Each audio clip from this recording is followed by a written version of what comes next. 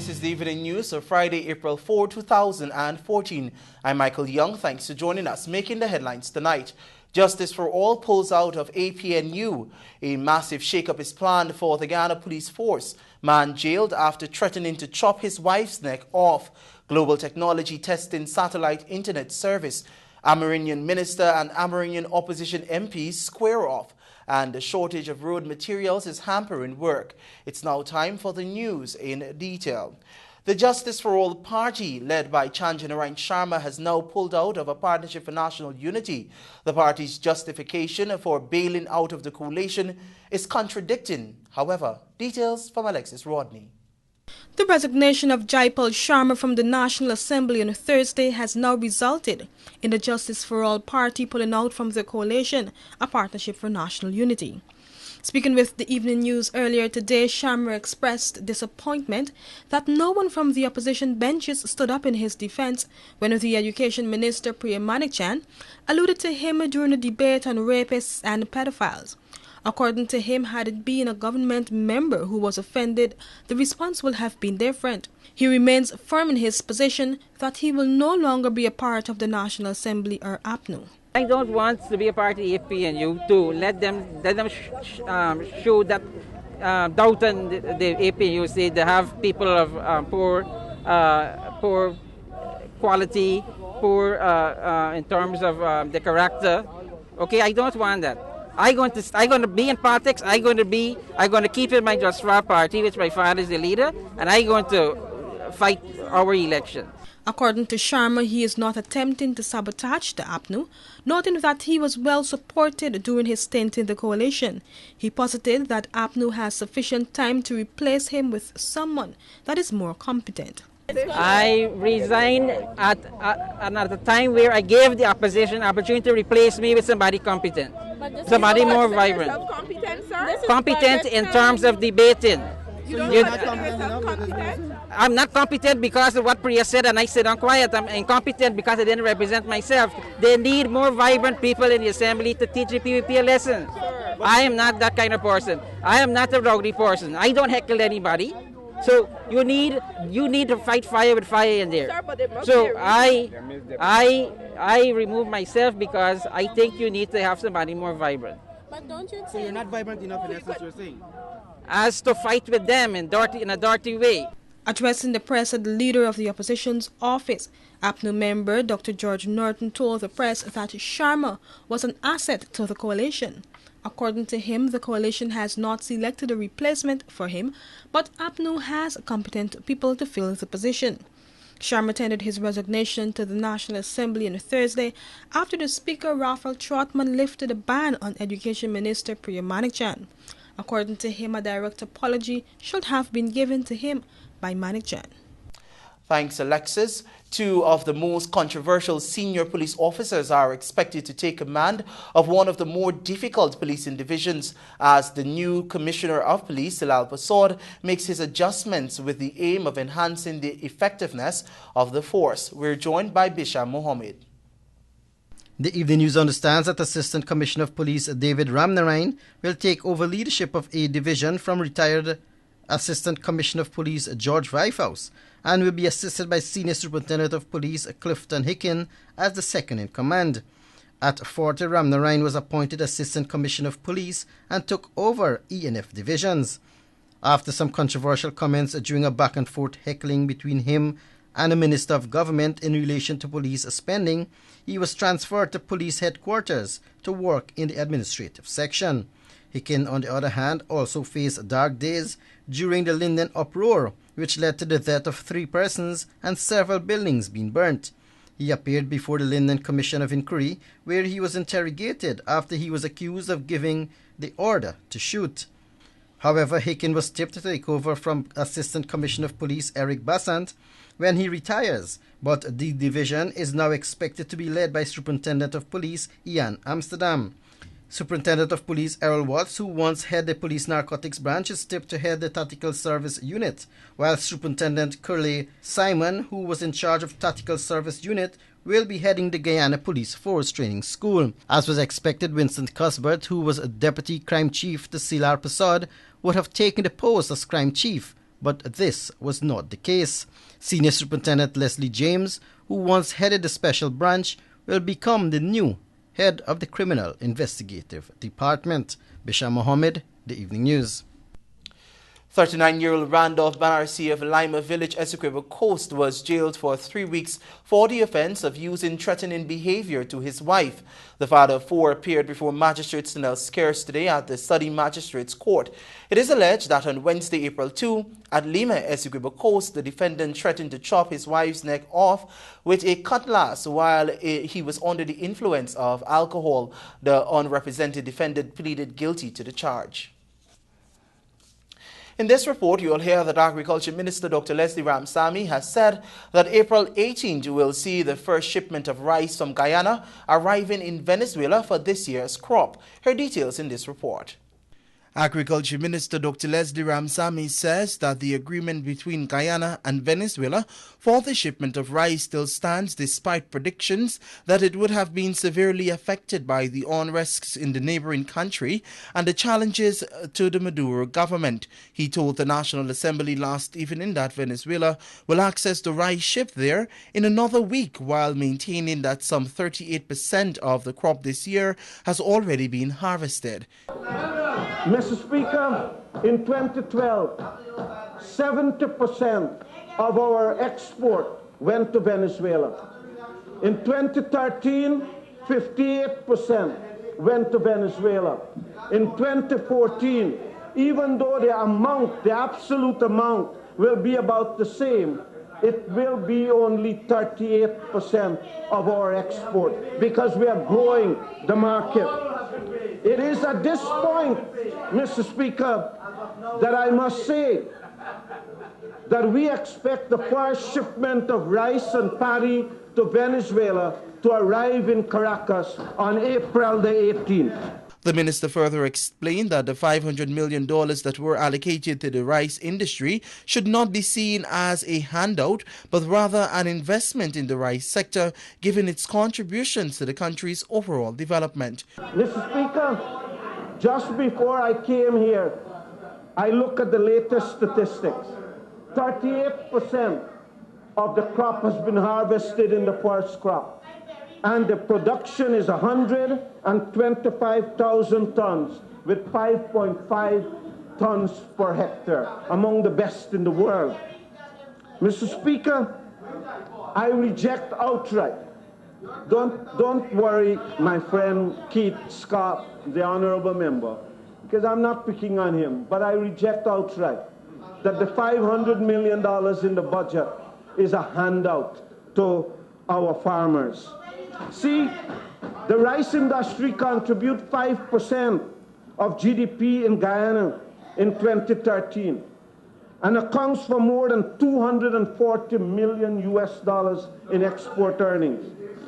More than 40,000 people depend on this industry for employment and for their livelihood. Ramsamy also lauded the rice farmers for significant contributions made to the GDP of Guyana through rice.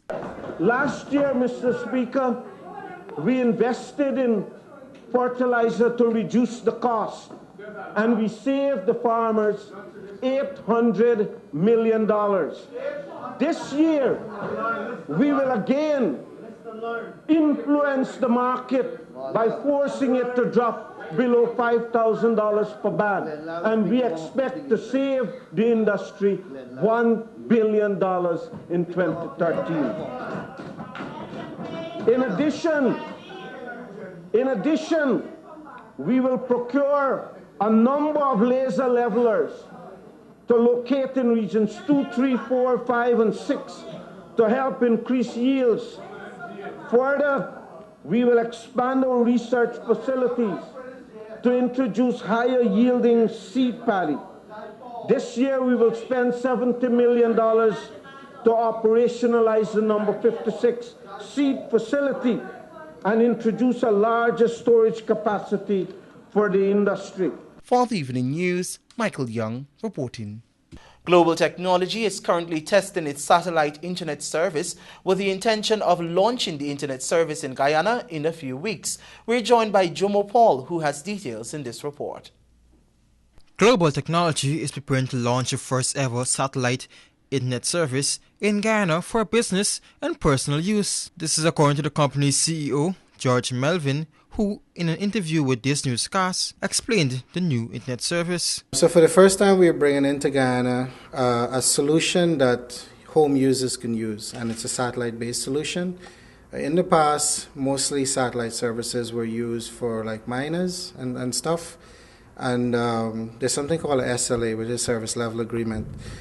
In the past, satellite service levels agreements in Guyana mostly were about 512K. As you know, GT&T DSL, the service level agreement, is about 2 megs. How many times you get is debatable. With the service that we're offering, the service level agreement start from 512, but it goes right up to 8 megs. So we can give you 1, 2, 4, 6, or 8. So to get an 8 meg download is actually quite unique to Guyana. Melville further explained the difference between the iNet service and the other internet services provided in Guyana. The service that we're offering as well is complete coverage across Guyana. So whether you're in Lethem or Mabruma or Kaituma or Georgetown or Tushan, the service is available to you.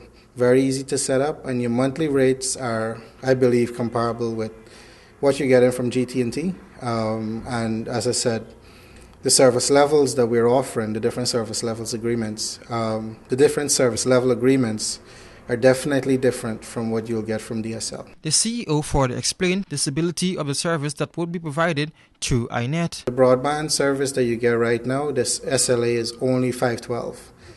As I mentioned, we do that, but we do several levels above that as our basic service. For broadband, I think you're paying more than $50,000 a month for that, 512. I don't know the exact figure. It varies depending on the time of day you call them. For us, it's a standard $15,000 a month, which is very, very affordable for everyone. You know, if you're in Tushan and you don't have a phone line, if you're in a New Eccles Industrial Park, you don't have a phone line. If you're in Diamond and you don't have a phone line, basically you can't get a DSL service. So, but you can come into Global Technology, we put a satellite in your house, and you're good to go. Reporting for the Evening News, Jomo Paul. Thanks, Jomo. The Demerara Tobacco Company Limited has raked in $1.8 billion profit after tax for the year 2013, according to its annual report, which was presented at its recent annual general meeting. According to the report, operating activities generated $3.5 billion for the period January 1 to December 31, 2013, of which a total of $1.47 billion was paid in taxes, while $14.59 million was spent on capital expenses. Chairman of the company, in her presentation, stated that despite varying economic challenges faced in 2013, the company has recorded a strong year, improving on the 2012 performance. Profit before tax was $3.2 billion, which represents an increase of 10% over 2012. Overall revenues rose by 6% and earnings per share improved by 10%. You're watching the Evening News. Join us after these messages for more news.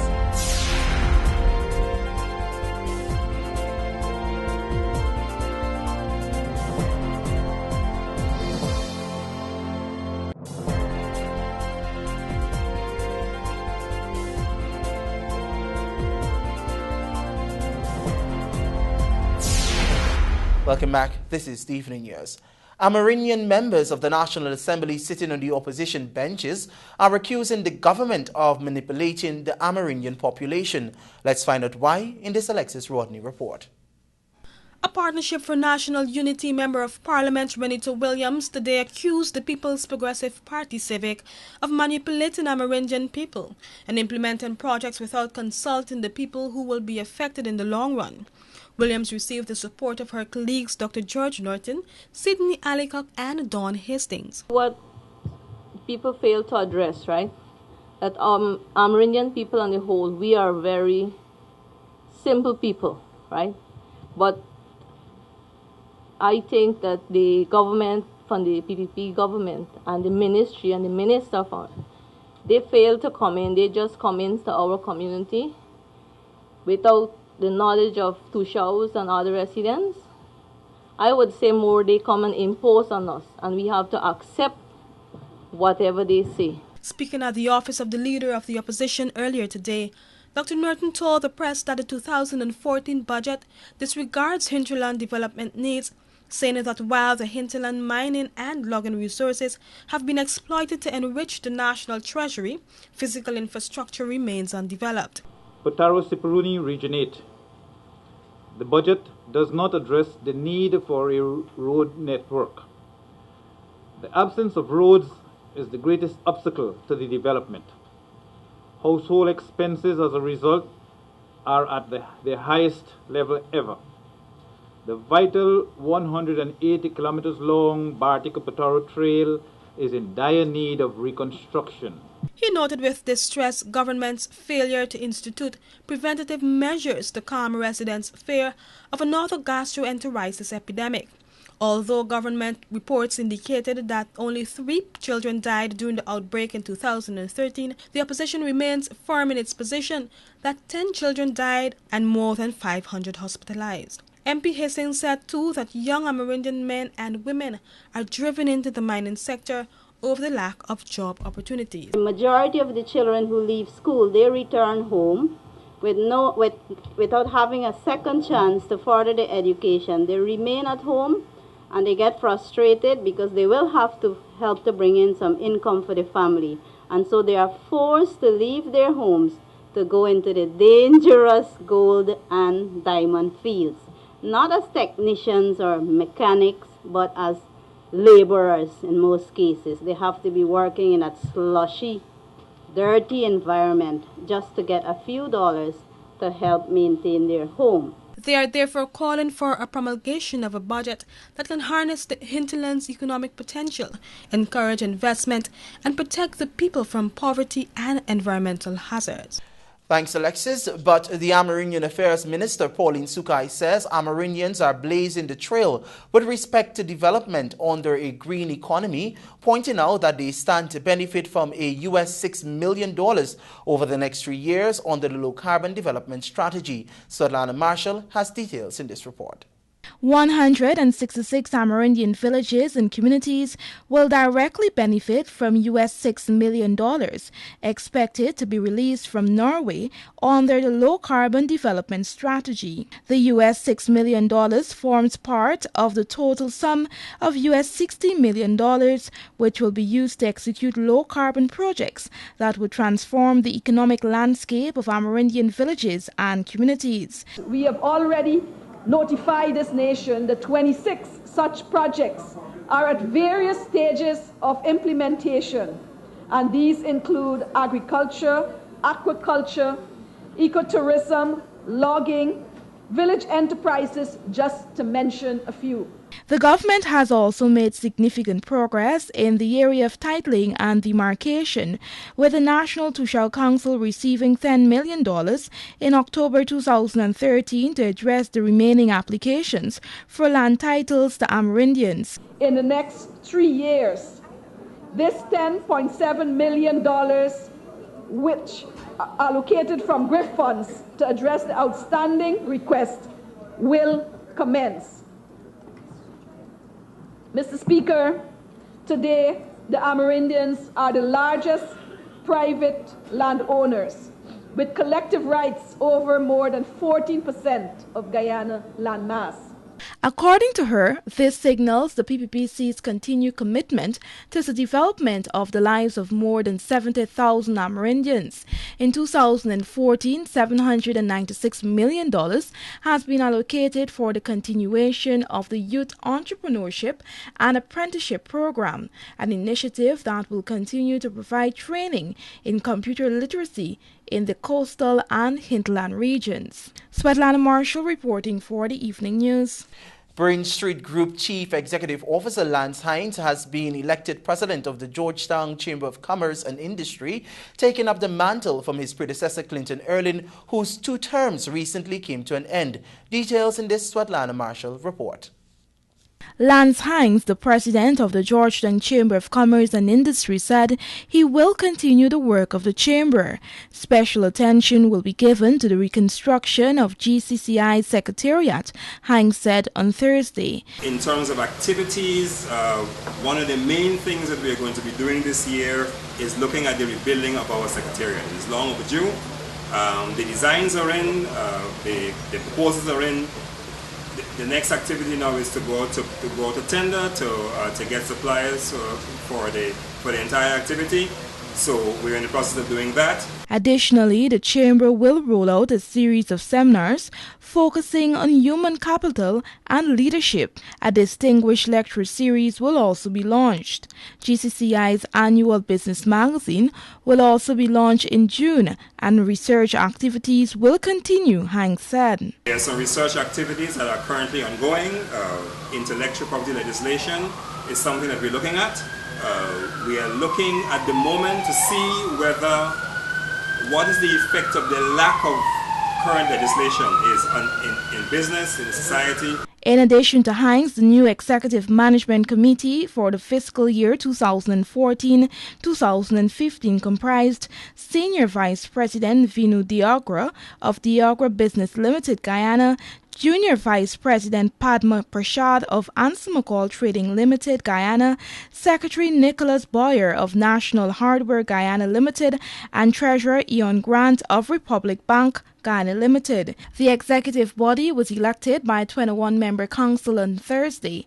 The council, however, was formed last Thursday during the annual general meeting AGM held at Duke Lodge, Kingston, Georgetown.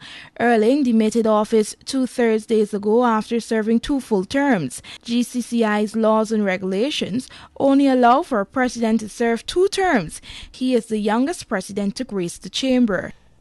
Leslie Wolford, a chef at Muffy's Cafe of Lot 46 Nabakalis, East Coast, Demerara, was granted bail on Friday by Chief Magistrate Priya Siwanarayan Bahari in the Georgetown Magistrates Court after being charged with unlawful assault. The defendant pleaded not guilty to the charge after it was read to him. It is alleged that on March 24th at 5th Street, or Albertown, Georgetown, the accused assaulted Maya Mani, his common-law partner. Police prosecutor Michael Grant told the court that on the day in question, the defendant and the virtual complainant had a misunderstanding and the accused then dealt the woman several slaps to her face. The court then advised the VC to take a protection order out against the defendant. Both the defendant and the VC were placed on a bond to keep the peace. In the same vein, bail was granted in the sum of $25,000 by the Chief Magistrate.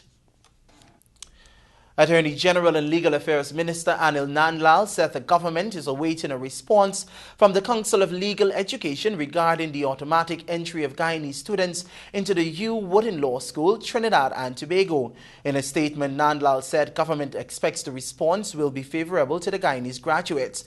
Government remains ready, able and willing to work with the University of Guyana, the University of the West Indies, the Council of Legal Education and any other stakeholder to bring speedy and long-term resolution to this matter, the Attorney General said in a release to the media. At the recently concluded 25th Conference of Heads of Government of the Caribbean Community, CARICOM, intersessional meeting in St. Vincent and the Grenadines, President Donald Ramadar raised the decision of the Executive Board of the CLE made in February 2014 in Bridgetown, Barbados, which has serious implications for the access to the law schools and consequently admission to practice of law by persons other than graduates of the University of West Indies, more particularly graduates of the University of Guyana. The learning resources of the visually impaired and blind unit were boosted today as the Lions Club of Georgetown Stabrook donated a quantity of equipment. Her details from Gabriela Patram. The resource unit for the visually impaired and the blind today received a printer and a photocopier with a built-in scanner from the Lions Club Georgetown Stabrook District. According to head of the unit Haslin Richards, they needed the equipment to assist with the teaching process of the students. Richards, along with little Michaela, expressed gratitude to the club's representatives.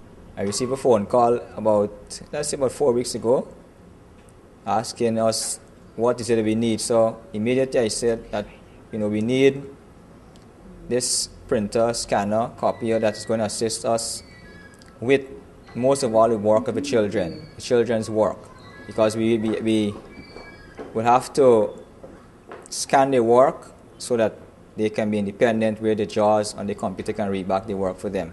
The resource unit, we would like to say thank you for the donation, and we will put it to use. District Associate Roxanne Lucky noted that the Lions Club will continue to support the unit. On behalf of the Lions of Region 2 and my own behalf, based on the assessment, I called this unit to ask what they need. I was readily, the caller was very anxious to hear the Lion call, and he had requested printer. And beside the printer, I've taken initiative to also donate some paper and some ink for the printer. And we're Lions, and that's what we do, we serve. A total of 10 students and 3 teachers will benefit from the donation, and the unit will be working to acquire its own computer system. For the evening news, I'm Gabriella Patram. On the other side of the break, you'll hear that one member of parliament is saying more development is needed in Region 5. You're tuned to the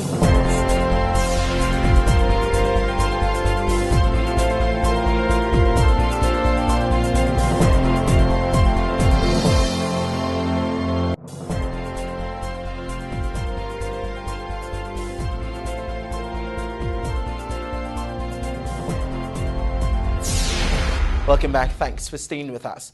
A Partnership for National Unity Member of Parliament and Region 5 Representative Jennifer Wade told the National Assembly that government's financial plan and policies for 2014 are geared to further stymie the country's development. Alexis Rodney has this story.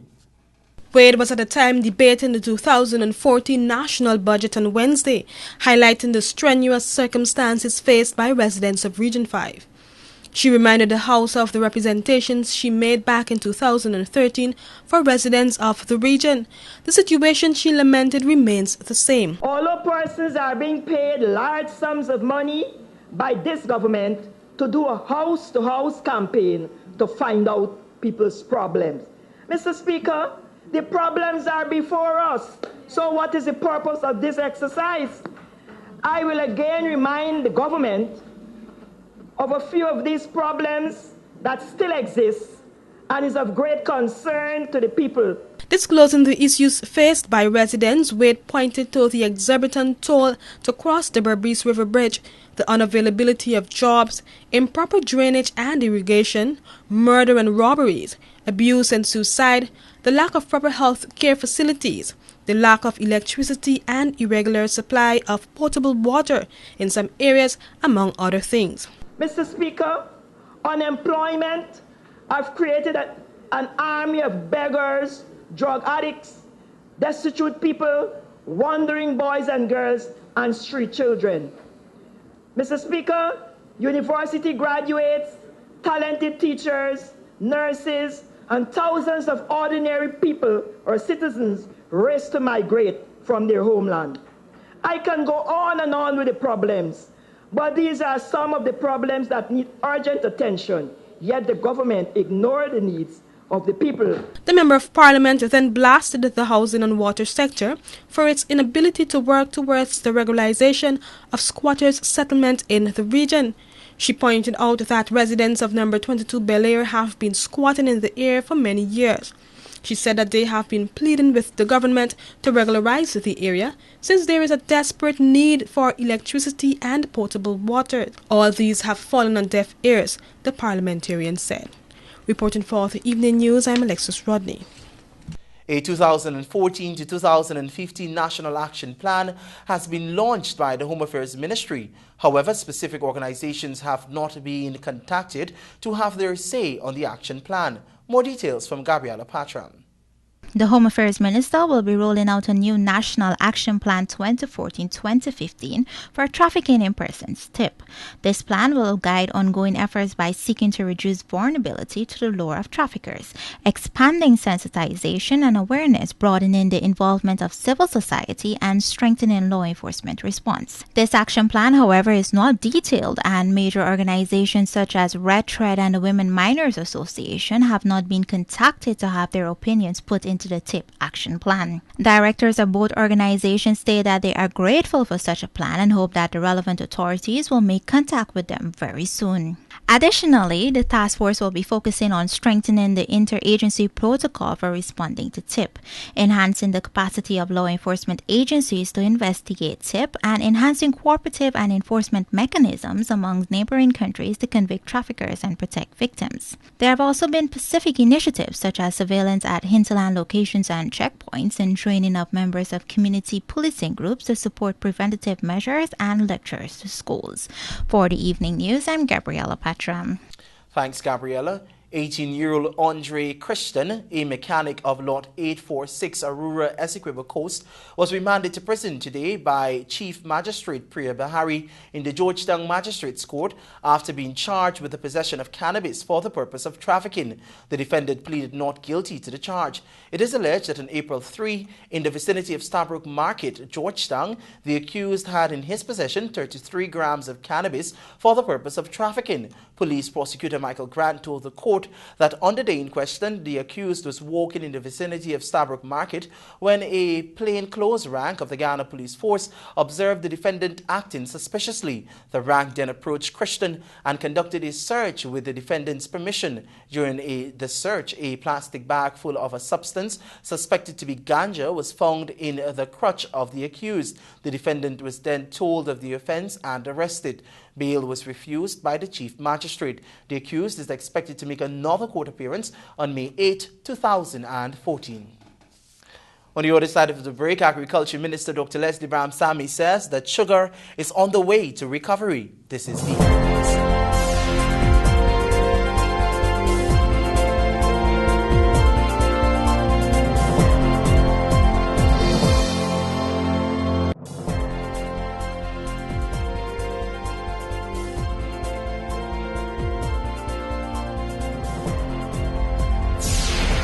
You're tuned to TVG Channel 28 and you're watching the Evening News. Welcome back.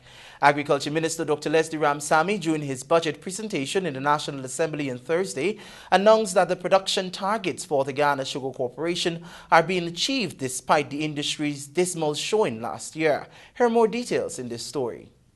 During his budget presentation on Thursday, Agriculture Minister Dr. Leslie Ramsamy highlighted that the sugar company is set to reach its production targets for 2014, adding that thus far for the year, the company has been able to produce 45,000 tons of sugar.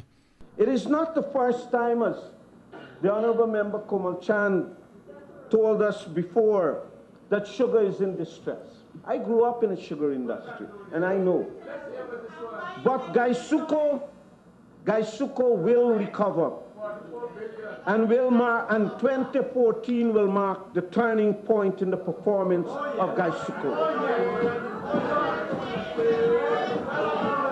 We have made major changes in management, and we have identified the members of the new board that will take control from July 1st.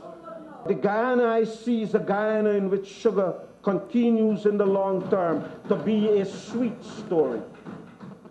The PPPC has no hesitation, no ambiguity. Sugar will continue as a major pillar of our development. I hear the denial from several quarters that there is no plan to close the sugar industry. I am glad to hear the denials. I am glad that we are all on the same page that Gaisuko will continue to be a major industry in our country. Sugar, you see, Mr. Speaker, we are not confused about. Sugar is Guyana's past. Sugar is Guyana's today, our present, and sugar is our future. Very much so. We will continue to build the sugar industry to continue its role as a lead industry in our country. However, this figure still represents a decrease in the production of sugar in the embattled industry. The first crop total for 2013 was 48,000 tons. which was the lowest ever recorded in the history of the rice production for the first crop. After 3 years of failing to reach its target, Gaisuco is set to reach its 2014 target.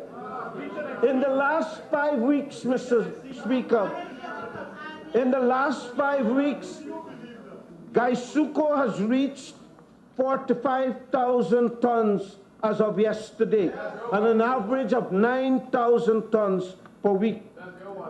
By the time we get to the estimates next week, Gaisuco would have surpassed the entire first crop of 2013, and we would still have 5 weeks more of production to go. I have heard Dr. Ramaya, and I'm not allowing Mr. Harman and others to draw me into this. But all of you dead wrong when you say not 1 kilowatt of energy comes out of Skeldon. Dead absolutely wrong. Because during grinding season up to 8 megawatts of energy is being given to the national grid from Skeldon. Earlier this year, Dr. Ramsamy established that Gaisuco's 2014 sugar target would be over 50,000 tons below the projected production levels in the 5-year strategic plan that was revealed in July 2013. For the Evening News, Michael Young reporting. A musician was granted bail today by Chief Magistrate Priya Bahari in the Georgetown Magistrates Court after being charged for simple larceny. 20-year-old Nkosi Clark of Lot 30 Hatfield Street Lodge, Georgetown, pleaded not guilty to the charge after it was read to him by the Chief Magistrate. It is alleged that on March 31 at John Street Lodge, Georgetown, the defendant stole one laptop valued $125,000, property of Shane Jones. Police prosecutor Michael Grant had no objections to bail and said his facts are as charged. Bail was granted in the sum of $100,000. The defendant is expected to make another court appearance on May 9, 2014 when statements will be filed. Health Minister Dr. Berry Ramsaran has refuted claims in certain sections of the media that no works were done in health centers in 2013. More in this Gabriela Patram report. Health centers across the country have seen major rehabilitation works in 2013. This is according to Health Minister Dr. Berry Ramsaran as he responded to question posed to him by this newscast. The minister stated that the $2.2 billion allocated last year was not enough to complete all the works on the numerous health centers. He said that the Diamond, Parika and Fort Wellington health centers had a lot of work done. The issue is maintenance. That's a challenge. How do we maintain, especially in the region? Many regions have a challenge of having the personnel, the skilled personnel to maintain facilities. Therefore, sometimes it's necessary that the Ministry of Health or the Ministry of Works or the Ministry of Local Government from a central level send in people. That's a challenge, not only for infrastructure, but for equipment. Sometimes we have downtime because the local folk cannot repair these equipment. We don't, even nationally sometimes, we find it challenging, a small team of people running all around repairing. So it's false to say, it's untrue to say that the monies were not adequately used. In respect to the Kitty Health Center that urgently needs a new building, the minister stated that this is an issue that they have been faced with for quite a number of years. The problem is there's no additional state land in Kitty, and we've not been able to find an adequate location where we could rent. The idea where we're playing around with is probably you can locate it on the border between Campbellville and Kitty if you can find a piece of land. But then how will people respond to that? Every people want to protest and object to all such progressive moves. The issue is there's no land. The only piece of land there is opposite the mosque, and I'm thinking, and I think the city and the government are thinking that that's better for a roadway. If you put a health center there, you'll create certain congestion. A total of $21.5 billion have been allocated for the health sector in 2014, which will be used for the upgrade of facilities and the procurement of ambulances, among other initiatives. For the Evening News, I'm Gabriela Patram. Nabi & Sons Limited has said that current countrywide shortage of road repair materials, including the vital crusher run stone, is hampering the pace at which roads are being reinstated. The Ghana Water Incorporated in a release has indicated that all measures are being explored to ensure that the road repairs continue despite the material shortage. A GWI team, including Chief Executive Officer Sheikh Bash, program managers and engineers, toured a number of sites to inspect the reinstatement of roads, bridges and private property damaged during the US $10 million Government of Guyana and Inter-American Development Bank Georgetown Sanitation Improvement Program on April 1, 2014. Also present at the tour were the contractors of the project Nabi & Sons Limited and representatives of the supervision consultants GuyTech.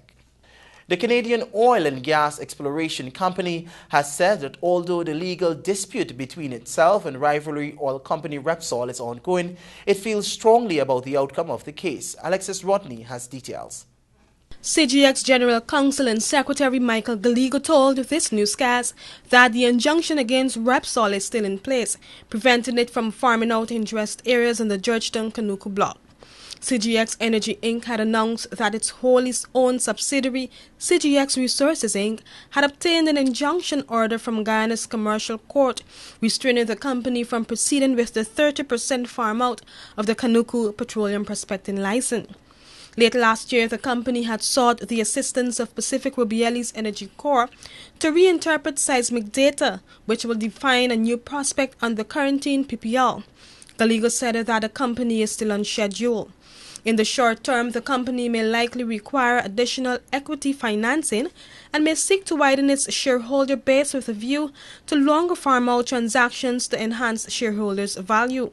The company had also last year entered into a memorandum of understanding with the Suriname-based oil company for rig sharing in the Guyana-Suriname basin.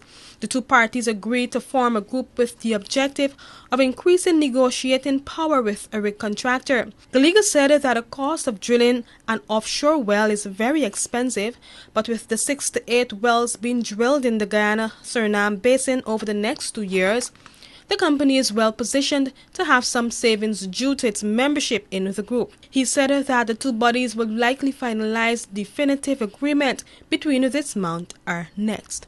For the Evening News, I'm Alexis Rodney.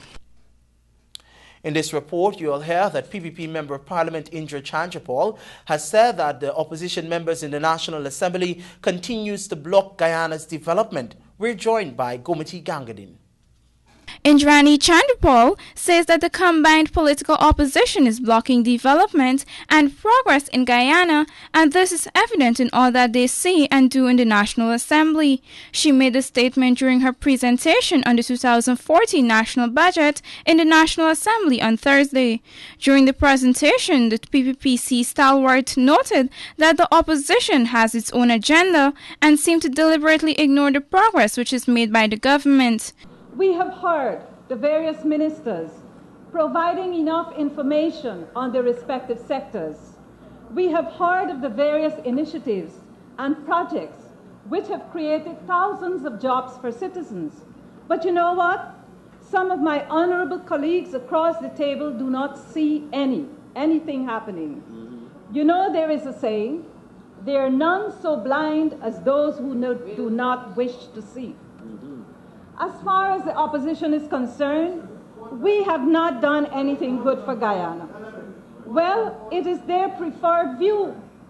But there is an objective view, not from the government, but the IMF, who in December 2013 had this to say, and I quote from the budget speech, during the last decade, Guyana's strong macroeconomic performance has contributed to a reduction in public debt levels and sustained poverty reduction. While making special reference to the Amila Hydro project, Chandrapal noted that too often the opposition seeks to cut the projects which are meant to be beneficial to the poor class and subsequently slows the development potential of the country. We all aspire, Mr. Speaker, to see a better Guyana. But yet, when a transformative project like the Amila Falls become possible, our opposition, who instead of being patriotic and innovative, up to strangle the project. You keep harping about the cost of living and everything else. But we all know that unless we have cheaper electricity, we will not be able to advance the developmental agenda as quickly as we want. The Member of Parliament related, however, that it's the PPPC's government which is in power, and constitutionally it will make the ultimate decisions for a better life for all Guyanese people. For the evening news, I'm Gomati Gangadin. This is the evening news. More news after these messages.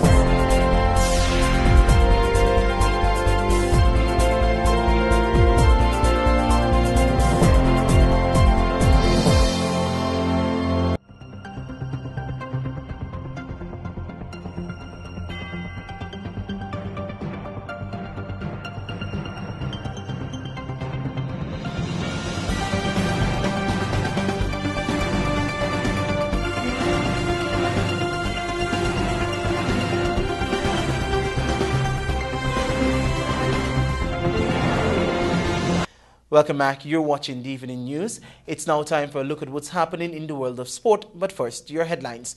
Record-breaking Anderson adds strength to Amazon Warriors. Kohli leads India to World T20 final. Fistic Fury at Sports Hall tomorrow night.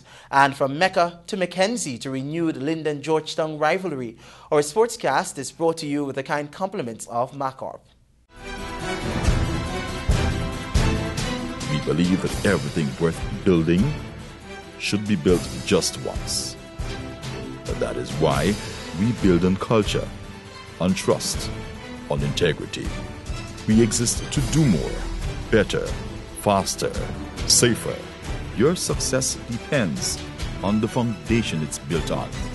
Everything we do is meant to move you forward. Macorp, let's build Guyana together. Welcome back. It's now time for your sport in detail.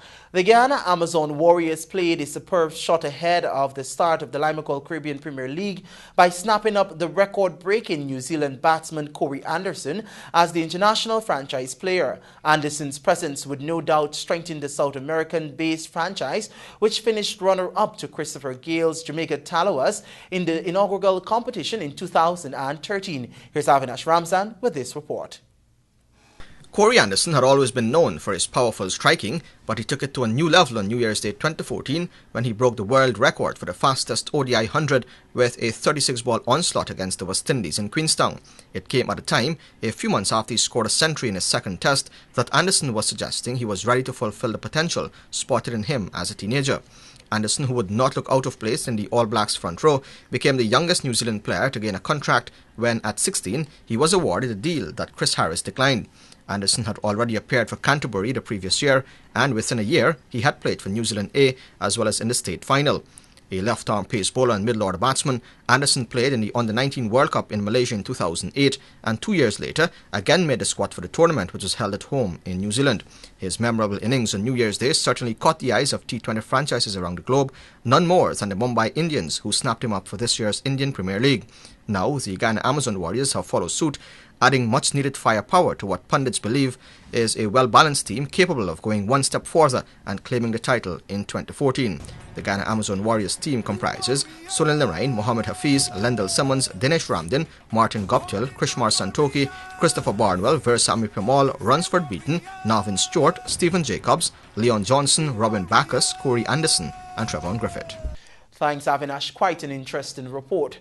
Virat Kohli guided India to a 6-wicket win over South Africa and a World T20 final meeting with Sri Lanka in Mirpur. Kohli's classy 44-ball 72 not out got the 2007 champions to their target of 173 with 5 balls to spare after South Africa posted 172 for 4. The match-winning knock by Kohli has given India the opportunity to add to the World Cup and Champions Trophy titles they already hold. The defeat capped a miserable day for the South Africans as the women's team lost to England by 9 wickets in the semi-final round.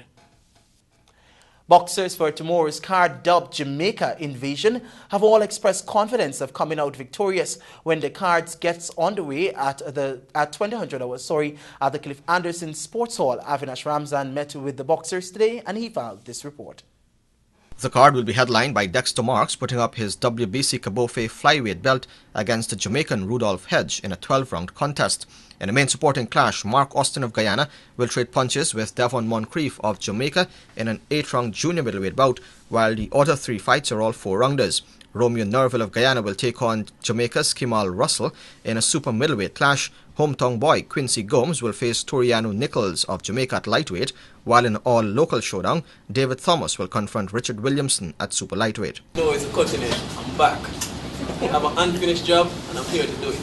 So Dexter Mark, I don't know what you have in your bag, but I definitely know I have a box of ammunition here for you. So I hope your body can take them. I'm a good fighter, but I said again, I'm the best. Best in flyweight. And let's thanks again for giving me the opportunity to prove I'm the best. I'm being best in the world too. Everything take time, and up Saturday night, it's like you see, you got a lot of baggage or whatever you got. A lot of baggage. I hope you got a lot of baggage to take part in body. First I'm been here, I'm up for that, and right now I'm taking on Mark Austin. I don't know nothing about him, but Saturday night I will find out a lot about him. And him said, if I'm going to use the stretcher to carry back to Jamaica, I don't plan for that one. I am a businessman, and I come on a business. Because the concrete was there before, it ain't got no concrete wall coming and block me from doing what I'm supposed to do. So I walk with my sledgehammer to do my work. Because the only thing controlled on a concrete wall is a sledgehammer. So the sledgehammer will be there. My coach prepared me with a sledgehammer. So we walk with a sledgehammer to do what we have to do. Admission to the venue is $3,000 for ringside and $1,500 for stands. Saturday's card has received support from Fly Jamaica, Digicel, Banks DIH Limited, Guy Oil, Courts, Giffland Office Max, Guyana Tourism Authority and Top Brands Distributors. All systems are a go for the upcoming return games in Linden, dubbed From Mecca to Mackenzie. Tristan Joseph sat down with the organizer of the event, Edison Jefford, who shared his thoughts on the concept. From Mecca to Mackenzie will be the highlight in Linden this Saturday when the finalists in the Road to Mecca National Club Championships clash. Organizer of the event, Edison Jefford, had this to say about the idea of having the teams face off in Linden. The idea really is to carry the top Georgetown clubs, Ravens, Colts and Paysetters, to Linden to play the top 3 Linden clubs at home in Linden, to give Linden now the opportunity to support their teams fully. Jefford also lamented the effects the change from hardwood to concrete can have on the teams. The team's transition will be fairly easy because it's a turf they know very well from playing day to day on the concrete surface, right? So I expect the competition, therefore, to be very, very intense. Linden will want to make a statement that, you know, they lost because of factors relating to being outside of the comfort zone. Well, they have the atmosphere now created. Let's see what Linden will come up with in Linden tomorrow night. With Georgetown heading to Linden, Jefford also talked about what the fans will bring to the game. So, you know, you expect Amelia's War to support Amelia's War Jets, Mackenzie to support Kings, and the Ovals of Retrieve to support the Retrieve Raiders, opposed to the other clubs in Linden. You expect those clubs to come out and lend support to their fellow teams. It will be definitely a tremendous occasion in Linden tomorrow night.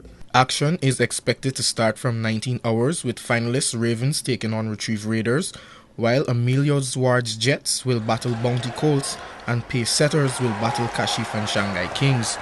The Milo School football competition will wrap up tomorrow with defending champions in Georges tackling Lord Secondary at the Education Ministry ground, Carafesta Avenue. The action will kick off at 1800 hours and will bring the curtains down on what was a highly successful tournament sponsored by BPATS Trading under its Milo drink brand and organized by Petra Organization. This is the evening news. More news after these messages.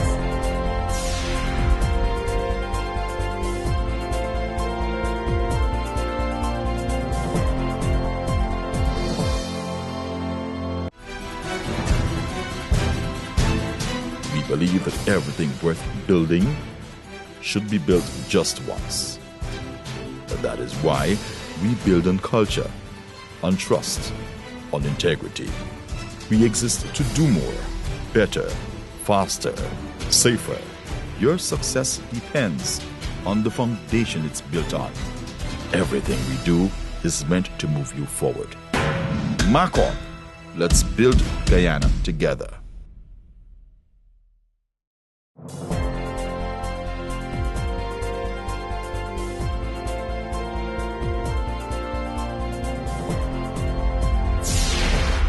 It's now time for a look at your bridge reports. The Demerara Harbour Bridge will be closed on Saturday, April 5 at 8 hours 30 for a period of 1.5 hours. The Berbice River Bridge will be closed on Saturday, April 5 at 7 hours 10 for a period of 1.5 hours. That's your Friday, April 4 edition of the Evening News. I'm Michael Young. Thanking you very much for joining us. Do have a good night. Goodbye.